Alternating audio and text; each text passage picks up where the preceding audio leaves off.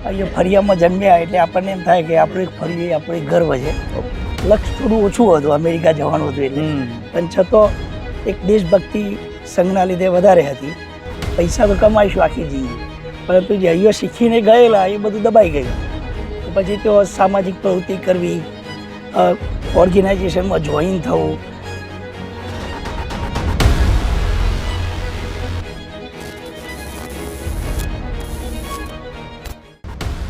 નમસ્કાર, મારું નામ પ્રકાશભાઈ છે અને હું સરસ્વતી હાઈસ્કૂલ મોયદમાં ઇન્ચાર્જ પ્રિન્સિપાલ તરીકે કામ કરું છું. હમણાં અમે શાળાની અંદર એક નવો કાર્યક્રમ શરૂ કર્યો છે કે ચાલો આપણા મોયદ ગામને જાણીએ, અને એ પ્રયાસની અંદર અમે ઘણા બધા એરિયાઝ કવર કર્યા છે. આજે આપણે સદભાગ્યથી આપણી સાથે એવા એક વ્યક્તિ અમારી સાથે ઊભા છે કે જેમનો પરિચય આપવો પણ શક્ય નહીં, કેમ એમણે એટલું બધું કામ કર્યું છે ને બધા મોયદ કહો કે અમેરિકામાં એમને બધા ઓળખે છે, પણ છતાં પણ આપણે એમનો પરિચય એમની જોડેથી જ જાણીશું. તો સુરેશભાઈ, થોડોક પરિચય તમારો આપો કે અમે તમને વધારે જાણી શકીએ.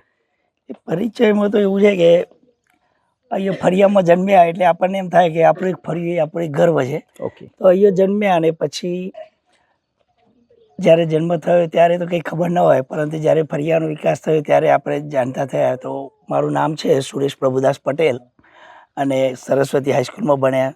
11મું 12મું તલોદ કરી અને પાછી હિંમતનગર કોલેજ કરી.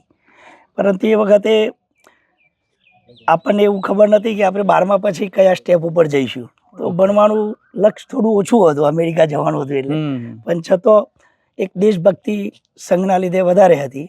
અને જ્યારે અમેરિકા ગયા તો ત્યાં ગયા પછી મારા પપ્પાનો ધંધો હતો એટલે પછી એ વખતે મોટેલના ધંધામાં રચા પચા રહ્યા.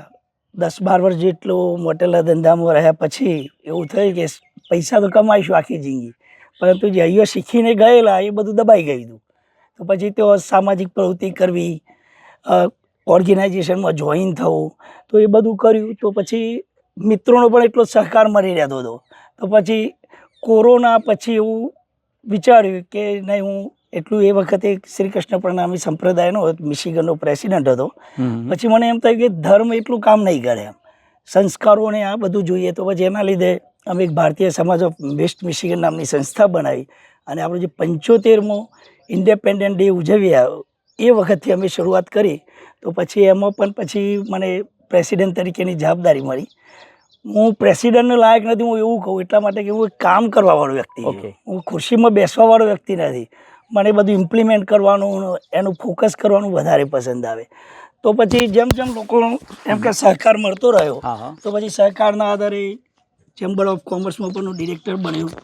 તો એક વિઝિટર બ્યુરો હોય કે જેનું બજેટ પણ $12 મિલિયન હોય છે, તો એમાં પછી બોર્ડ ઓફ ડિરેક્ટર બન્યો.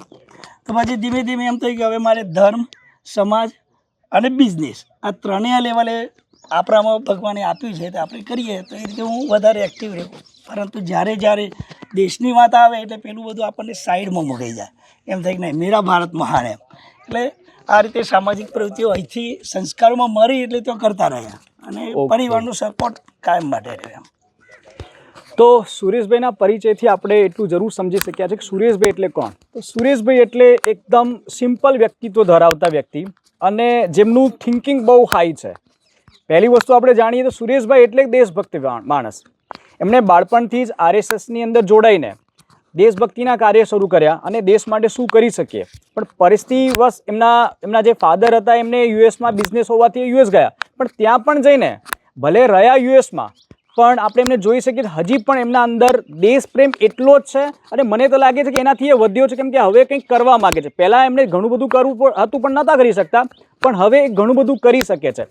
યુએસની અંદર જઈને એમણે હિન્દુ ધર્મ માટે પણ ઘણા બધા કામ કર્યા છે, પોતાના સમાજ માટે પણ કામ કર્યા છે, અને હંમેશા એ પોતાનું જે મોયદ છે, પોતાનું વતન છે, એનો વિકાસ કેવી રીતના કરીએ એના માટે સતત એમને વિચાર આવતા રહે છે અને કરતા રહે છે. તો 2-3 વર્ષ પહેલાં જ એમણે એક વિચાર આવેલો કે પોતાના ગામ વિશે ગીત બનાવીએ. તો એમણે સૂર્યકિરણ રાવત જે ગામના એક કલાકાર છે, પ્રસિદ્ધ કલાકાર છે, એમની સાથે રહીને ગામ વિશે એક સરસ મજાનું ગીત બનાવેલું. તો આ છે સુરેશભાઈ, અનેરું વ્યક્તિત્વ છે. હજુ પણ આપણે એમને ઘણું બધું જાણવાનું છે.